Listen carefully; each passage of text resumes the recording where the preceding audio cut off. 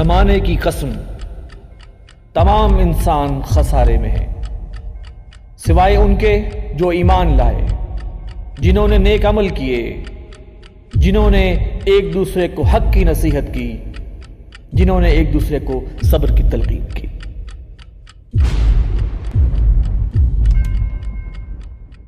بسم اللہ الرحمن الرحیم۔ السلام علیکم ناظرین، میں ہوں وسیم احمد اور آپ دیکھ رہے ہیں تازہ ترین خبروں پر تبصروں اور تجزیوں کا پروگرام زمانہ گواہ ہے۔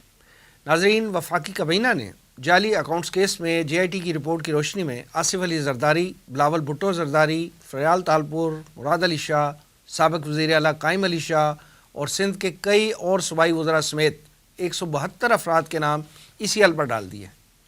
پیپلز پارٹی کی قیادت جیسے ہی زیر اعتاب آئی، وفاقی حکومت نے سندھ میں حکومت کی تبدیلی کے لیے اراکین اسمبلی سے فوری طور پر رابطے شروع کر دیے۔ سندھ میں گورنر راج کے نفاذ اور مراد علی شاہ کے خلاف تحریک عدم اعتماد لانے اور ان سے استعفے کا مطالبہ کیا جانے لگا۔ اس سیاسی گرما گرمی کے ماحول پر چیف جسٹس صاحب نے سخت برہمی کا اظہار کرتے ہوئے کہا ہے کہ جے آئی ٹی رپورٹ کوئی آسمانی صحیفہ نہیں، اس رپورٹ کی بنیاد پر ہم سندھ حکومت گرانے کی اجازت نہیں دے سکتے۔ اگر سندھ میں گورنر راج لگا تو 1 سیکنڈ میں ختم کر دیں گے۔ انہوں نے وزیر مملکت برائے داخلہ کو مخاطب کرتے ہوئے کہا کہ اپنے بڑوں کو بتا دیں کہ ملک جے آئی ٹی رپورٹ نہیں، آئین پاکستان کے تحت چلے گا۔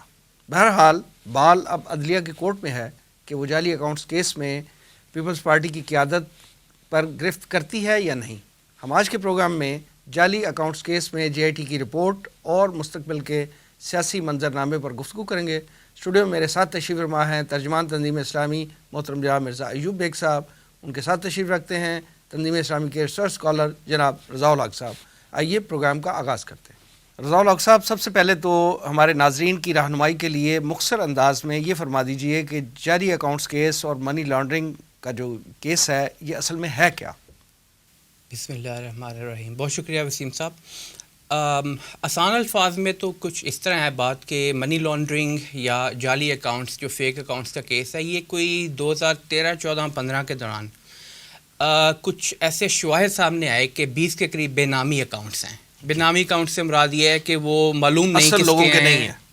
ہاں جی، اس وقت تو یہ بھی معلوم نہیں تھا کہ اصل کے ہیں یا کسی کے نہیں ہیں، بے نامی تھے وہ، یعنی کہ وہ موجود نہیں تھے ایسے لوگ جو جن کے اکاؤنٹس بنے ہوئے تھے۔ یعنی اکاؤنٹ جس کے نام کا ہے، ہاں جی، اوریجنل آپریٹر وہ نہیں ہے۔ آپریٹر وہ نہیں ہے، آپ یوں کہہ سکتے ہیں اس کو۔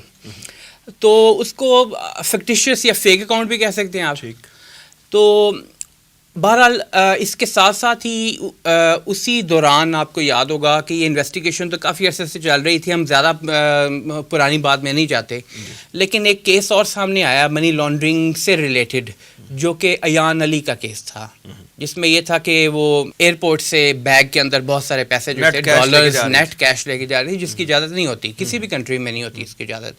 تو ایف آئی اے نے انویسٹیگیشن سٹارٹ کر دی تھی اس کی۔ جی ہاں، وہ تو بہت زیادہ تھے، تو بیگ بھرا ہوا تھا ڈالرز کے ساتھ۔ جی، 5 لاکھ پاؤنڈ تھے وہ۔ 5 لاکھ پاؤنڈ کا مطلب ہے کہ اتنے زیادہ لے کے نہیں جا سکتے، میکسیمم آپ 2000 پاؤنڈ لے کے جا سکتے ہیں، اور اسی طرح وہاں سے لے کے آنے۔ بہرحال یہ والے جو اکاؤنٹس ہیں، ان کی جو بات ہوتی ہے تو 2013، 14 اور 15 کے اندر یہ 20 بے نامی اکاؤنٹ سامنے آئے۔ یہ معاملہ آگے چلتا گیا، انویسٹیگیشن ہوتی گئی، اور اس طرح تقریباً 32 کے قریب لوگ جو ہے وہ انڈر انویسٹیگیشن منی لانڈرنگ اور ان فیک اکاؤنٹس، جن کو آپ کہہ سکتے ہیں بے نامی اکاؤنٹس کہہ سکتے ہیں، اس کے اندر ایف آئی اے نے ان کو آئیڈینٹیفائی کیا۔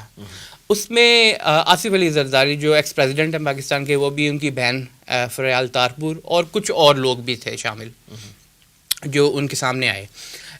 آپ کو مثال دے سکتا ہوں، یہ جو سمٹ بینک تھا، اس کے جو چیف سی ای او تھا حسین لوائی، جس کو جولائی 2018 میں گرفتار بھی پھر کیا گیا۔ اسی طرح اومنی گروپ جو تھا، انور مجید، اس کا بیٹا جو ہے، اس کو اگست میں تقریباً میرے خیال میں گرفتار کیا گیا تھا۔ تو یہ سارا ایک نیکسس سا بن رہا تھا، آگے جا کے اس کے اوپر بات بھی ہم کریں گے۔ تو الٹیمیٹلی جو انویسٹیگیشنز تھیں، اس میں سامنے یہ بات آئی کہ یہ جو فکٹیشیس اکاؤنٹس یا فیک اکاؤنٹس استعمال ہو رہے تھے، یہ بلیک منی کو وائٹ کرنے کے لیے استعمال کیے جا رہے تھے، اور بلیک منی کا وائٹ منی میں کنورٹ کرنے کے لیے جو اس کی ریزنز تھیں، یا تو وہ کک بیکس کی صورت میں پیسے تھے جو آئے ہوئے تھے، یا کمیشنز کی صورت میں تھے، یا سمپل برائبری یعنی رشوت لی ہوئی مختلف صورتوں میں. انویسٹیگیشن نے یہ بتایا. اس کے بعد اس کے اوپر جے آئی ٹی بنی، اس کی رپورٹس بھی آئی سامنے، اس کے اوپر بھی ہم بات کریں گے. لیکن زیادہ تفصیل کے اندر اگر ہم جائیں اس کے اندر، تو ایک چیز اور ہمارے سامنے آتی ہے کہ یہ جو جے آئی ٹی نے جو فیک اکاؤنٹس کے بارے میں انویسٹیگیشن کی اور اس کے بعد جو رپورٹ سامنے آئی، اس کے اندر اس نے ریکمینڈ کیا کہ یہ تو ٹپ آف دی آئس برگ ہے ایک طرح سے. تقریباً یہاں میرے پاس کچھ فگرز موجود ہیں. 415 کی انڈیویجولز ایسے انہوں نے بتائے ہیں. انڈیویجول سے مراد لوگ، شخصیات ہیں جو اس میں انوالو ہیں اس پورے پروسیس میں. اور 172 اینٹیز ہیں. اینٹیز میں کمپنیز بھی ہو سکتی ہیں، گروپس بھی ہو سکتے ہیں، کنسورشیم بھی ہو سکتے ہیں، جو مختلف فیلڈز آف لائف سے ریلیٹڈ ہو سکتے ہیں. مثال کے طور پہ کنسٹرکشن سے ریلیٹڈ لوگ، بینکنگ سے ریلیٹڈ، اسٹاک مارکیٹ سے ریلیٹڈ لوگ وہ ہیں. اور ان کے بارے میں انہوں نے یہ کہا ہے کہ یہ 104 کے قریب فیک اکاؤنٹس جو ہیں وہ آئیڈینٹیفائی ہو سکتے ہیں. 104 فیک اکاؤنٹس، اور تقریباً 220 بلین روپے کا اس کے اندر جو ہے منی لانڈرنگ جو ہے انوالو ہو سکتی ہے. اور وہ ظاہری بات ہے انویسٹیگیشن جیسا کہ J I T report Supreme Court میں سبمٹ ہو گئی ہے. اب یا تو سپریم کورٹ آگے دے گی کسی انویسٹیگیشن اتھارٹی کو کہ وہ کرے، ایف آئی اے کو، دوسروں کو، یا خود فیصلہ کرے، یا خود فیصلہ کر سکتی ہے اس بارے میں. ایک اور جو بڑی انٹرسٹنگ بات تھی جس میں یہ جوڑ توڑ سامنے آیا سارا، وہ کچھ ایسے لوگ انوالو سامنے نظر آئے، جس طرح اومنی گروپ کا میں نے پہلے ذکر کیا. اسی طرح حسین لوائی سمٹ بینک، جس کو پھر ضم کر دیا سندھ بینک کے اندر انہوں نے. اسی طرح یہ زرداری صاحب کے ایک پرسنل سیکرٹری ہوا کرتے تھے. مشتاق احمد صاحب ایان علی کیس میں بھی یہ ریلیٹڈ تھے. اس کے اندر بھی انہوں نے جو ملک ریاض کے سن ان لا ہے زین ملک ریاض کے جو سن ان لا ہیں زین ملک، اس کے ساتھ مل کر ایک فیک اکاؤنٹ بنایا ہوا تھا، ایک صرف اکاؤنٹ سمٹ بینک کے اندر، جس میں 8.1 بلین روپے تھے. اور یہ ایک پورا سلسلہ چل رہا تھا جس کی پری انویسٹیگیشن سٹارٹ ہوئی. یعنی انویسٹیگیشن وہ سارے اکاؤنٹس میں غیر قانونی ہی تھی، غیر قانونی تھی. کچھ ایسے بھی تھی جو کہ پیور منی لانڈرنگ ہے، کچھ ایسی بھی تھی جو اور آپ کہہ سکتے ہیں ڈیوبیس طریقوں سے حاصل کیے گئے اور ٹرانسفر کی گئی منی جو تھی وہ انوالو تھی. تو کیس اس وقت تو سپریم کورٹ کے اندر اب جے آئی ٹی رپورٹ گئی ہوئی ہے، اب وہاں پہ انتظار ہے کیا ہوتا ہے. ایوب بیگ صاحب یہ فرمائیے کہ جے آئی ٹی نے جن سیاسی اور غیر سیاسی کچھ لوگوں کے نام لیے ہیں، ان میں سے کچھ چند نام رضا الحق صاحب نے بھی لیے ہیں. آپ یہ فرمائیے کہ اس کے علاوہ 172 نام ہیں ٹوٹل، اور پرومیننٹ لوگ کون ہیں جو اس غیر قانونی دھندے میں ملوث تھے؟ بسم اللہ الرحمن الرحیم. وسیم صاحب، پرومیننٹ لوگ تو میں سمجھتا ہوں کہ انہوں نے بتا دیے ہیں. سب سے پہلے میں آپ کی خدمت میں عرض کرنا چاہوں گا اور ناظرین تک یہ بات پہنچانا چاہوں گا کہ جے آئی ٹی کن اداروں اور کن افراد پر مشتمل تھی تاکہ ان کو معلوم ہو جائے. ایف آئی اے کی طرف سے اس کے ڈی جی جو ہیں آسن صدیق صاحب، ایڈیشنل ڈی جی ہیں وہ ہیں. اور آئی ایس آئی کی طرف سے بریگیڈیئر شاہد پرویز صاحب ہیں، اور ایس سی سی پی کی طرف سے محمد افضل صاحب ہیں، اور نیب کے نعمان اسلم صاحب ہیں، اور ایف بی آر کے عمران لطیف صاحب ہے. یہ 5 اداروں کے 5 افراد پر مشتمل یہ جے آئی ٹی تھی جس نے ساری تفتیش کی ہے. دیکھیں، اس میں براہ راست ملوث تو آصف زرداری تھے، اور اس میں ان کی ہمشیرہ فریال تالپور تھیں. وزیر خزانہ تھے اس وقت مراد علی شاہ، اس وقت وزیر اعلیٰ تھے. انہیں براہ راست بھی کہہ سکتے ہیں، لیکن میں سمجھتا ہوں کیونکہ ذمہ داری وزیر خزانہ کی تھی اور سب کچھ ان کے محکمے ان کی ناک کے نیچے ہو رہا تھا، لہٰذا وہ مکمل طور پر علم میں تھا سب کچھ ان کے جو کچھ ہو رہا ہے. اور جو سب سے زیادہ بینکار تھے، بینکاروں میں جو سب سے زیادہ کی رول ادا کیا وہ ان کا نام ابھی لیا انہوں نے، حسین لوائی صاحب تھے. انہوں نے یہ سب کچھ خود آ کر ایک مرتبہ ٹیلی ویژن پہ بتایا بھی تھا. پھر اس میں بہت بڑی کاروباری شخصیات تھے. ویسے تو ان کی تعداد تقریباً 132 کے قریب ہے جو کاروباری شخصیات جو ہے وہ ملوث ہیں، لیکن خاص طور پر یہ زرداری گروپ پورا، اور اس کے علاوہ اومنی گروپ پورا، پھر بحریہ ٹاؤن، زرداری صاحب کے ساتھ جو فریال تالپور، اور اومنی گروپ میں انور مجید صاحب کے ساتھ عبد الغنی مجید، نمر مجید، یہ جو شامل تھے۔ بحریہ ٹاؤن میں اپنا ملک ریاض صاحب کے اپنا داماد زین ملک صاحب جو تھے وہ ملوث تھے۔ ان سب کے جو نام آئے ہیں اس میں آئے ہیں، اور جیسا کہ انہوں نے بتایا کہ اس میں اپنا ایان علی کا بھی تعلق نظر آتا ہے، اور مشتاق جو سیکرٹری، ایان علی تو ایک ماڈل ہے نا جو پکڑی گئی، اس کے علاوہ کتنی تھی جو یہ اس ملوث تھی اس دھندے میں، ان کا نام تو نہیں اور آئے۔ یہ کرتے کیا تھے کہ ایسے یعنی بہت غریب قسم کے لوگوں کے کسی نہ کسی انداز طریقے سے آئی ڈی کارڈ حاصل کر لیتے تھے، اور ایک وقت وہ بھی تھا وہ جعلی آئی ڈی کارڈ یا آئی ڈی کارڈ کے بغیر بھی اکاؤنٹس کھلے ہیں، اور وہ ان کا آئی ڈی کارڈ لے کر تو وہ اس آئی ڈی کارڈ کے ذریعے، یعنی اس اکاؤنٹ کے ذریعے جس کا آئی ڈی کارڈ لیا ہے اس کے ذریعے تھوڑی دیر کے لیے رقم ان کے آئی ان کے اکاؤنٹس میں، اور پھر وہاں سے منی لانڈرنگ ہو گئی، پھر نکل گئی، اور زیادہ دیر تک اس اکاؤنٹ میں نہیں رہتی تھی، جلد اس اکاؤنٹ سے نکل جاتی تھی۔ اور اس میں 100% بینک کا عملہ، میں نہیں کہہ سکتا کس سطح پر، لیکن ظاہر ہے ہائیسٹ سطح تو ملوث ہوگی، یہ اس کے تعاون سے، ان کی مدد سے، یعنی وہ بینکار ان کا عملہ بھی اس غیر قانونی، جب بتایا جا رہا ہے کہ اس بینک کا جو ہیڈ تھے وہ ملوث تھے، تو پھر باقی نیچے کیا رہ گیا؟ ظاہر ہے انہوں نے تو اس کے حکم پر ہی کام کرنا تھا۔ تو آپ نے سنا ہوگا کہ فلاں فلودے والے کے اکاؤنٹ سے 2.25 ارب نکلا، اتنا تو خیر ہے، وہ بعض لوگ تو فوت ہو چکے ہیں، ان کے اکاؤنٹ بھی چل رہے ہیں۔ تو یہ سلسلہ ملک کو لوٹنے کے لیے، ملک کی یعنی عوام کی خون پسینے کی کمائی کو اس طرح لوٹ کر مختلف طریقوں سے، جیسے کہ انہوں نے بتایا ہے، رشوت ہے، کک بیکس ہیں وغیرہ، ان سے حاصل کر کے، دیکھیں رشوت ہو یا کک بیکس ہوں، اس پر آخری اثر انداز کون ہوتا ہے؟ آخری طور پر تو متاثرین جو ہیں وہ عام عوام ہے۔ جب اتنی رقم بینکوں سے، اتنی رقم ملک سے نکلتی ہے تو ملک کو جو بھی وقت کسی پروجیکٹ میں جتنی بھی اماؤنٹ ہوتی ہے اس پروجیکٹ کی، اس کا کچھ حصہ کک بیک میں، رشوت میں یا کمیشن کی صورت میں چلا جاتا ہے، تو الٹیمیٹلی نقصان تو عوام کا ہی ہے نا، پیسہ تو گورنمنٹ کا جا رہا ہے۔ پھر اس کو پورا کرنے کے لیے ٹیکس لگائے جاتے ہیں، ڈائریکٹ بھی انڈائریکٹ بھی، جس سے عوام بری طرح متاثر۔ میں سمجھتا ہوں کہ ایک بہت ناقابل تلافی جرم سرزدو ہے، اور ناقابل معافی بھی ہے۔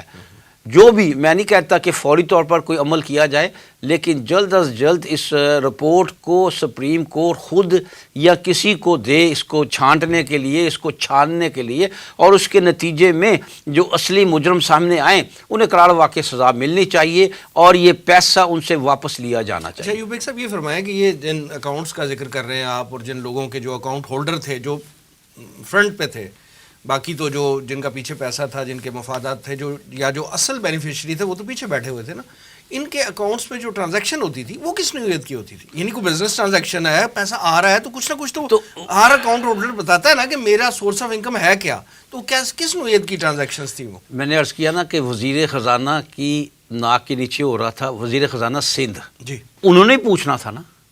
نہیں، یہ تو بینک میں بھی ڈکلیئر کرنا پڑتا ہے نا کہ آپ کا سورس آف انکم کیا ہے، آپ اکاؤنٹ کھول رہے ہیں، آپ سیلریڈ پرسن ہے، کوئی آپ کا وہ آ رہی ہے پراپرٹی انکم ہے، کوئی بزنس ہے، کیا ہے آپ کا سورس آف انکم بتانا پڑتا ہے نا۔ وہ فلودے والا، پھیری والا، کوئی دوسرا چھابڑی والا کیا بتائے گا؟ آپ کی اجازت سے وسیم صاحب تھوڑا سا اگر اس میں ایڈ کر لوں، پھر ایوب بیگ صاحب مزید تفصیل دے۔ دیکھیں 29 فیک اکاؤنٹس تو آئیڈینٹیفائی ہو چکے ہیں جی آئی ٹی رپورٹ میں، جس میں 42 بلین روپیز کی جو ہے وہ منی لانڈرنگ، جی، یا اب یوں کہہ لیں کہ کسی بھی صورت میں ناجائز پیسہ وہ موجود ہے۔ صحیح۔ اب اگر انسٹیٹیوشن، بینک ایک انسٹیٹیوشن ہے، سمٹ بینک کی ایگزامپل لیتے ہیں جو کہ سامنے آیا ہے، اس کے علاوہ بھی بہت سارے اس طرح کے پرائیویٹ بینکس تھے۔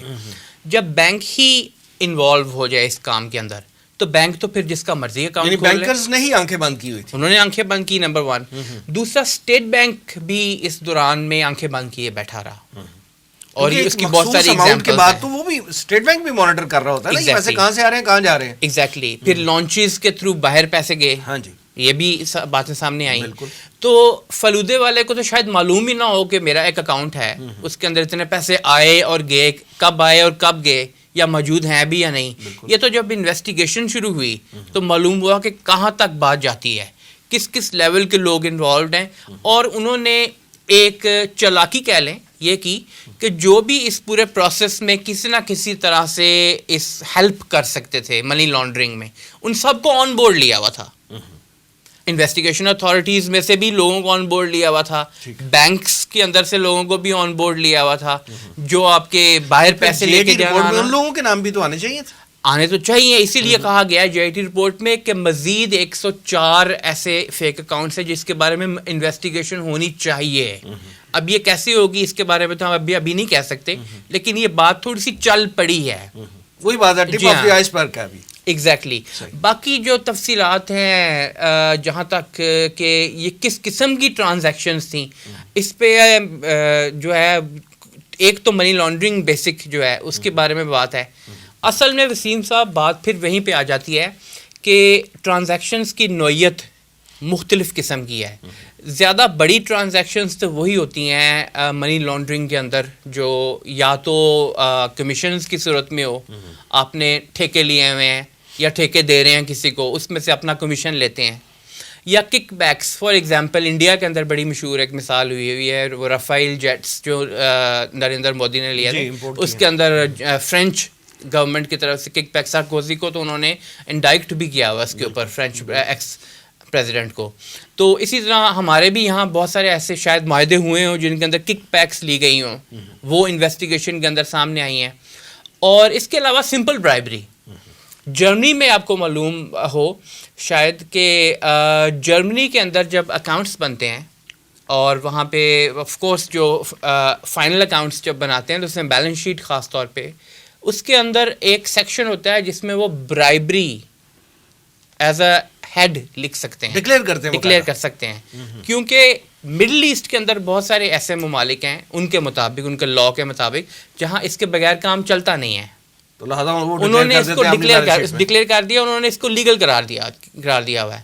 ہمارے ایسا تو نہیں ہے, ہم تو ویسے ہی برا سمجھتے ہیں اس بات کو, ہم مسلینیس میں ڈال دیتے ہوں گے. یا اس کے علاوہ برائبز جتنی بھی قبول کی گئی مختلف مطلب کانٹریکٹس کے اندر, IMF کے ساتھ نیگوسیشنز ہو رہی ہیں, گیو اینڈ ٹیک, مجھے میرا کیا حصہ ہوگا, مجھے کیا اس میں سے ملے گا. تو یہ ساری باتیں جو ہیں یہ بڑے بڑے ٹرانزیکشن کے مد ہیں. اس کے علاوہ اور چھوٹی چھوٹی چیزیں بھی ہوں گی یقیناً. ایوب بیگ صاحب, JIT رپورٹ کو جب ہم دیکھتے ہیں تو اس میں 3 گروپس جو ہیں وہ پرومیننٹ ہوتے ہیں. اومنی گروپ ہے, زرداری گروپ ہے, اور بحریہ ٹاؤن ہے. یعنی ان تینوں کا کلوز نیکسس ہے. آپ یہ بتائیں کہ ان تینوں گروپ کا اصل میں تعلق ہے کیا آپس میں؟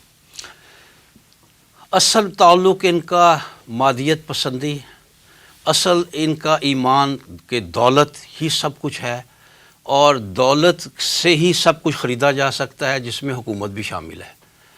تو اس میں سمجھ آپ نے بتایا ہے کہ زرداری گروپ تھا, اومنی گروپ تھا اور بحریہ ٹاؤن تھا. آپ تینوں کی پوزیشن دیکھ لیں. زرداری, میں تھوڑی سی تفصیل اس کی بتا دوں کہ زرداری کا معاملہ یہ ہے کہ جب بے نظیر شروع میں اقتدار میں آئیں تو ان کے متعلق تھا, اور میرے خیال میں صحیح تھا, کہ وہ کرپٹ نہیں تھی.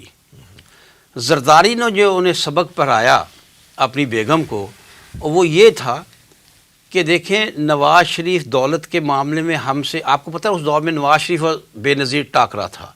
جب تک ہم دولت کے حوالے سے نواز شریف کا مقابلہ نہیں کریں گے, یہ وہ اپنی بیگم صاحبہ کو یعنی بے نظیر کو سمجھا رہا ہے کہ جب تک ہم دولت کے حوالے سے نواز شریف کا مقابلہ نہیں کریں گے, ہم سیاست میں بھی اس کا مقابلہ نہیں کر سکے.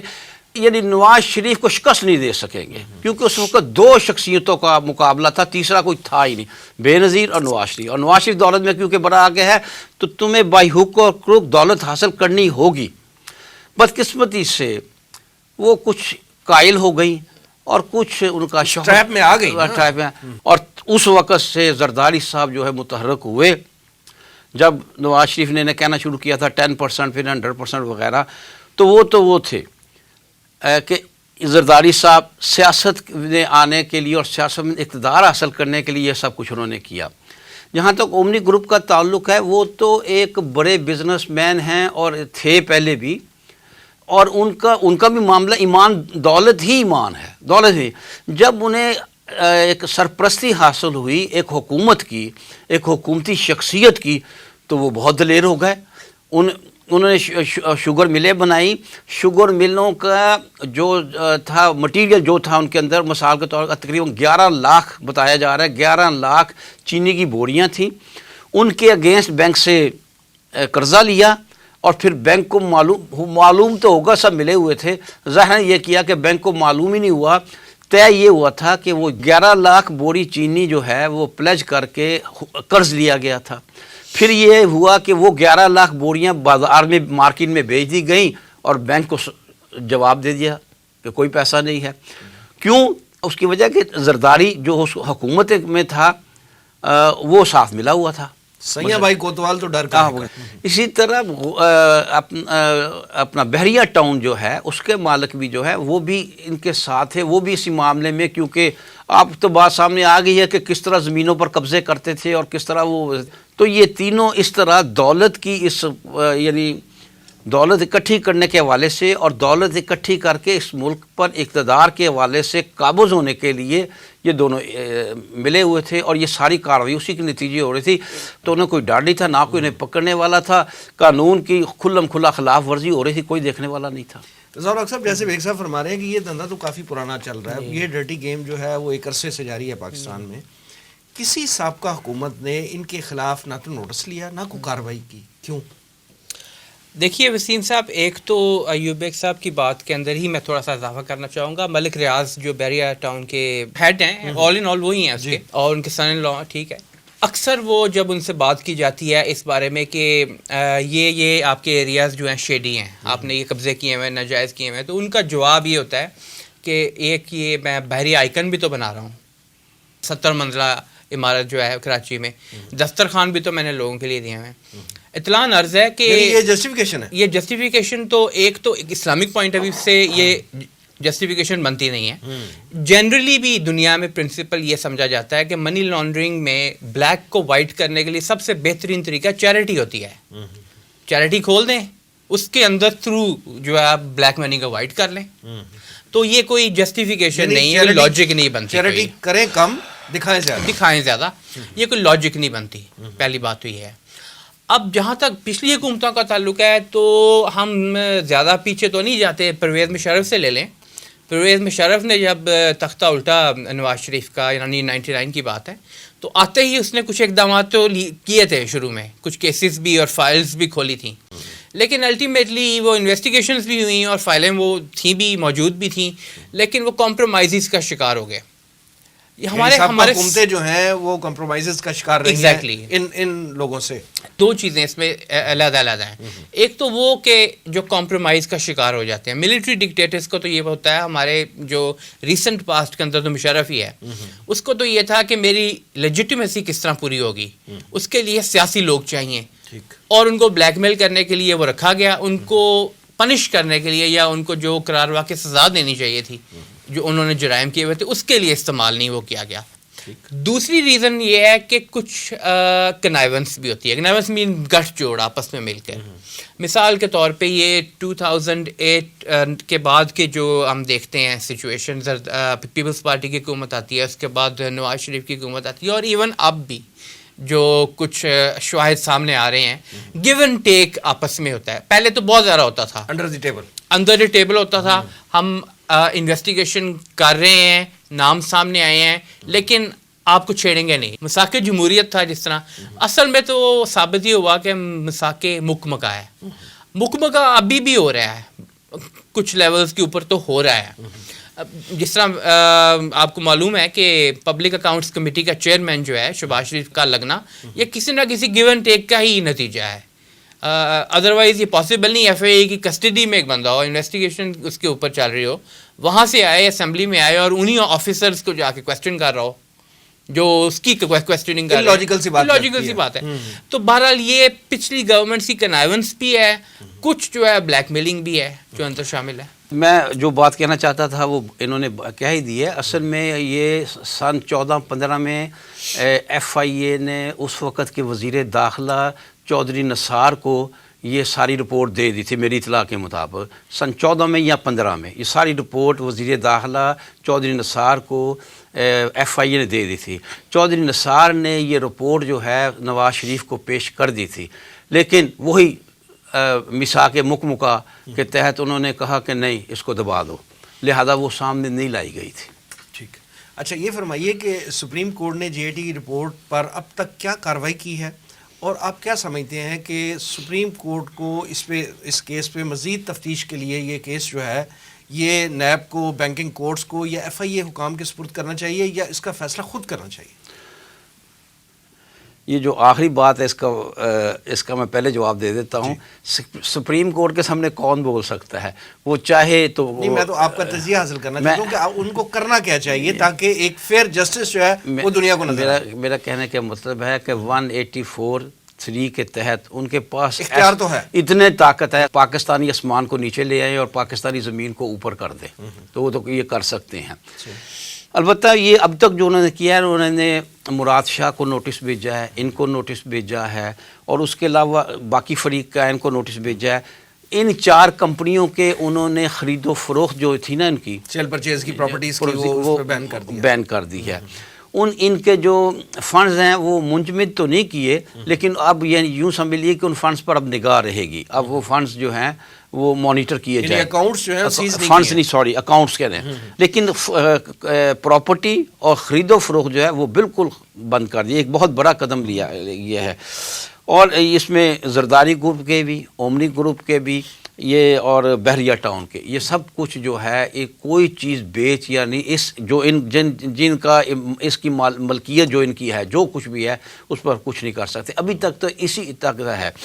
جہاں تک وہ بات آپ کی ٹھیک ہے کہ وہ جیسا کہ میں نے کہا 184(3) کے تحت سب کچھ کر سکتے ہیں, لہٰذا کچھ کہنا مشکل ہے, لیکن مجھے ایک میری ذاتی رائے ہے کہ وہ اسے نیب کو بھیجیں گے, خود فیصلہ نہیں کریں گے. میرا ذاتی خیال ہے کہ وہ اسے نیب کو بھیجیں گے اور کیس کو تھوڑا سا لمبا جائے گا, لیکن یہ یقین رکھیے کہ کوئی معجزہ نہ ہو جائے, کوئی حالات نیچے سے اوپر تلپٹ نہ ہو جائیں. زرداری صاحب بچتے, اور زرداری صاحب اور یہ مجید اینڈ کمپنی یہ بچتے نظر نہیں آتے. اور البتہ یہ کہ شنید یہ ہے, اب کچھ باتیں ہمیں شنید کے تحت بھی کر لینی چاہیے کہ بحریہ ٹاؤن والوں نے کچھ معاملات طے کر لیے. اچھا رضا الحق صاحب یہ فرمائیں کہ جیسے بیگ صاحب کہہ رہے ہیں کہ یہ کیس تھوڑا لمبا ہوتا ہوا نظر آتا ہے, تو آپ کیا سمجھتے ہیں کہ آصف علی زرداری اور فریاد تارپور کے جو بیل پہ ہیں نا وہ تو 7 جنوری تک, تو وہ بیل کینسل ہوتی ہوئی نظر آتی ہے یا پھر ابھی اس کو پرولانگ کرے گی جو ہے سپریم کورٹ؟ جی دیکھیں, ہسٹوریکلی تو جو بیلز اور یہ کیسز کا معاملہ ہوتا ہے یہ پرولونگ ہو جاتی ہیں, کوئی ایسی بڑی بات نہیں. ویسے بھی یہ بینکنگ کورٹ کی طرف سے جو ہے وہ ایشو کی ہوئی ہے. مثال کے طور پہ نہیں بھی کرتے تو وہ کہیں اور اپیل کر دیں گے, اس کو کسی ہائی کورٹ پہ کر دیں گے, سپریم کورٹ میں کر سکتے ہیں ڈائریکٹلی. زیادہ امپورٹنٹ اس کے ساتھ بات یہ ہے کہ یہ چاہے بیل کروائیں نہ کروائیں, جو کچھ نیچر آف ٹرانزیکشن سامنے آئی ہیں ان کے بارے میں بھی میرے خیال میں بات کرنا ضروری ہے. دیکھیے یہ you scratch my back I scratch your back, اس طرح کام بھی چلتا رہا ہے. اومنی گروپ نے زرداری فیملی کا سارا خرچہ اٹھایا ہوتا ہے, یہ جے آئی ٹی رپورٹ میں لکھا ہوا ہے. ان کی ڈرائی کلیننگ, ان کی جو فرنیچر ہے, ان کے ناشتوں تک کے بل جو ہیں وہ منظر عام پہ آ گئے. صدقے کے بکرے جو ہیں وہ بلاول کی برتھ ڈے کے لیے جو فنکشنز ہیں, ایون کتوں کا کھانا جو آتا تھا وہ بھی انہی خرچوں کے ذریعے تو نیکسس ثابت ہوا ہے. نیکسس ثابت ہوتا ہے, اور یہ نیکسس صرف انہی 3 گروپس کے ساتھ نہیں ہے لمیٹڈ, یہ آپ کو نیکسس بہت جگہوں پہ نظر آئے گا. آپ کو یہ نواز شریف گورنمنٹ میں بھی نظر آئے گا. دیکھیے آپ نواز شریف گورنمنٹ میں بھی نظر آئے گا, ایون عمران خان گورنمنٹ اور اس کے ارد گرد بھی لوگ ہوں گے ایسے جس میں نظر آئیں گے آپ کو. آپ کو یہ نیکسس جو ہے یہ ممکن ہے جوڈیشری کے اندر بھی کچھ جگہوں پہ نظر آئے, سب کو نہیں کہہ سکتے ہم, لیکن کچھ جگہوں پہ نظر آئے. ایون ملٹری کے اندر بھی کچھ جگہوں پہ نظر آئے گا ایسا نیکسس, اور کچھ پراپرٹی کے اندر تو ملٹری کا ڈائریکٹ انوالومنٹ رہی بھی ہے پہلے. تو بہرحال یہ ایک بہت بڑا نیکسس ہے, یہ جسے ناسور کہا جاتا ہے, کینسر کے طور پہ سامنے آتا ہے. اس کا علاج جو ہے اگر تو وہ ڈسپلین کے ساتھ کرنا چاہتے ہیں تو پھر تو علاج نہیں ہوگا. ہاں ٹھیک ہے, مختلف ادارے جو ہیں ان کی کیپیسٹی بلڈنگ نہیں کی گئی. اب ہونا تو یہ چاہیے تھا جس وقت یہ کام ہو رہے تھے اس وقت ایف آئی اے کہاں تھی, اس وقت کسٹمز کہاں تھی جب لانچز باہر جا رہی تھیں پیسے لے کر, جب یہ ٹیکس پے نہیں ہو رہا تھا تو ایف بی آر کا کام تھا کہ اس کو اس وقت روکتی فوری طور پہ. اسی طرح مختلف انویسٹیگیشن جو ایجنسیز ہیں, ایون کورٹس, جس وقت یہ کام ہو رہا تھا کورٹس اس وقت بھی موجود تھیں. سپریم کورٹ 2013 میں بھی تھی, 2014 میں بھی تھی, آج بھی ہے. تو اس وقت ایکشن لینا ان کا کام تھا. تو اصولی طور پہ تو انسٹیٹیوشنز کو اسٹرانگ ہونا چاہیے.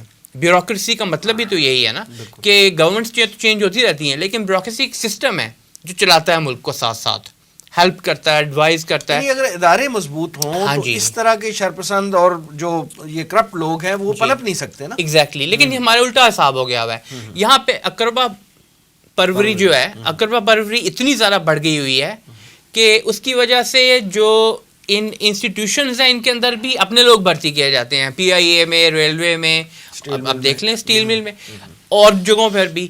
تو اصولی طور پہ تو یہ ہونا چاہیے کہ انسٹیٹیوشنز کو ایک دفعہ ان کی کیپیسٹی بلڈنگ کریں اور ان کو اپنے پیروں پر کھڑا ہونے دیں, انڈیپینڈنٹ ہونے دیں. اس کے بعد پھر حکومت جو ہے اس کا بیسک کام تو یہی ہے گورننس اور لیجسلیشن, وہ ان چیزوں کی توجہ دے. جوڈیشری جو ہے, سپریم کورٹ چھوٹے چھوٹے کیسز میں تو اس کو آنا ہی نہیں چاہیے. سپریم کورٹ تو کانسٹیٹیوشنل میٹرز جو ہے اگر ان میں آئے, باقی نیچے کے لیول کی جوڈیشری جو ہے وہ ان کو کرے. اور جو ہماری آئیڈیولوجیکل اور جو ہماری ویسے جغرافیکل باؤنڈریز ہیں, فوج تو اس کی محافظ ہونی چاہیے. ٹھیک ہے. اچھا ایوب ایک صاحب یہ فرمائیں کہ جب سے پیپلز پارٹی کی قیادت کے خلاف جی آئی ٹی رپورٹ آئی ہے تو سندھ میں ہمیں حکومت کی تبدیلی کے اشارے مل رہے ہیں. آپ کیا سمجھتے ہیں کہ نیا سال جو ہے وہ سندھ میں حکومت کی تبدیلی کا سال ہے؟ نہیں, میں نہیں سمجھتا کہ وہ آپ کی مراد ہے نا مرکزی حکومت یعنی تحریک انصاف کی حکومت, یہ کوئی اور ظاہر ہے وہی کرے گی اور کس نے کرنا ہے. وہی کر رہے تھے نا.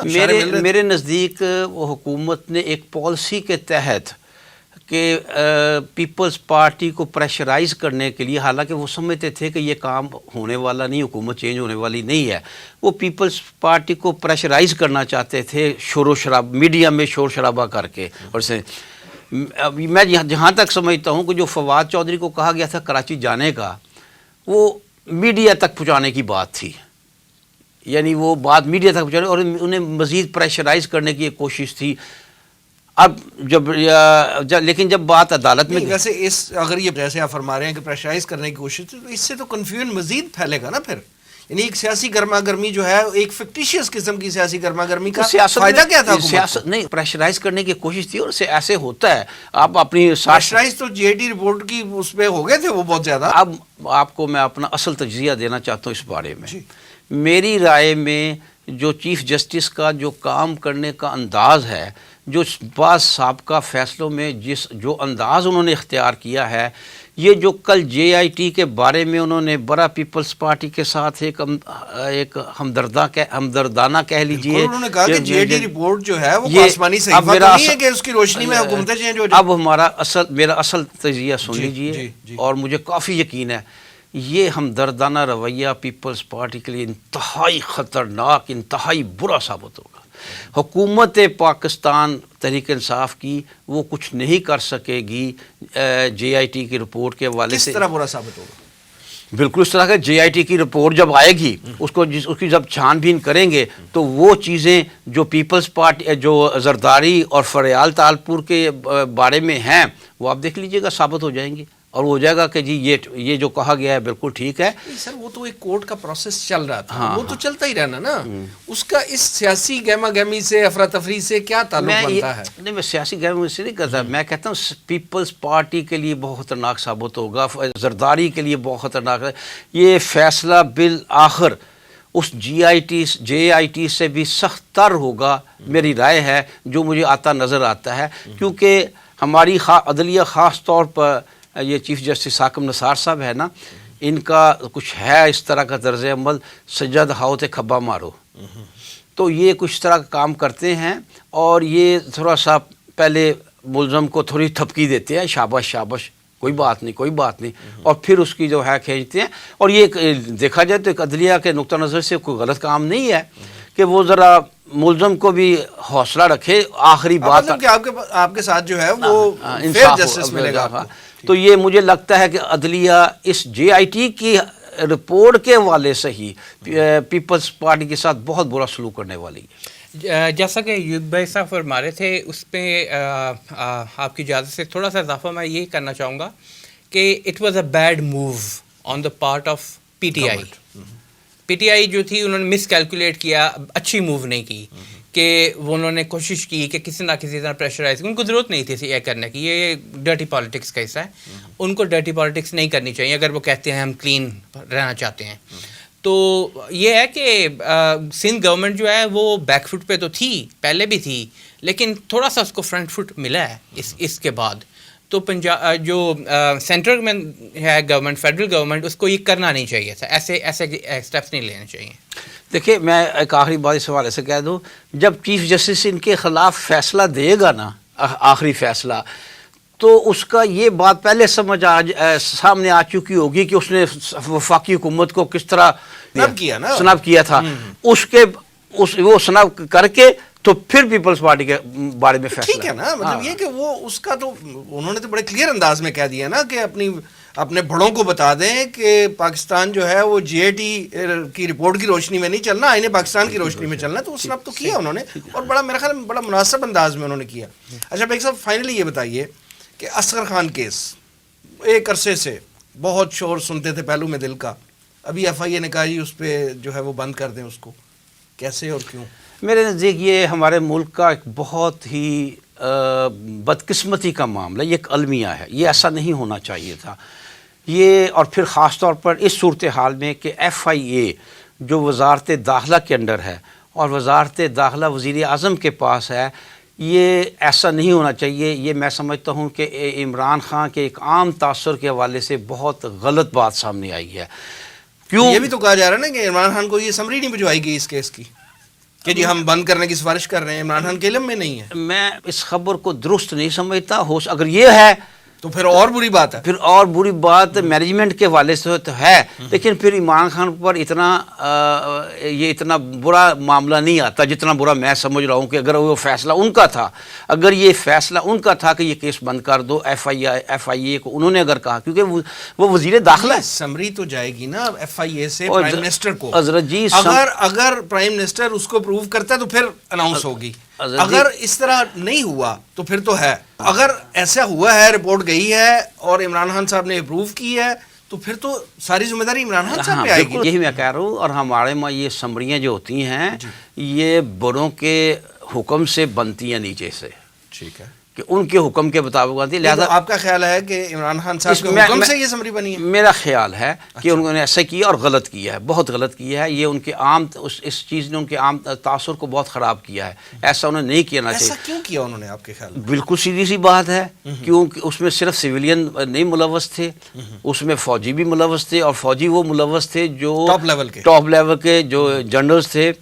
تو یہ تاثر بالکل سامنے آیا ہے کہ جس چیز میں مطلب فوجی ملوث تھے اور ان کو سزا ہو سکتی تھی, اس حوالے سے وہ کیس جو ہے, ایک طرف پولیٹیشین تھے تو ایک طرف جرنلز تھے, دینے والے جرنلز تھے, لینے والے پولیٹیشین تھے.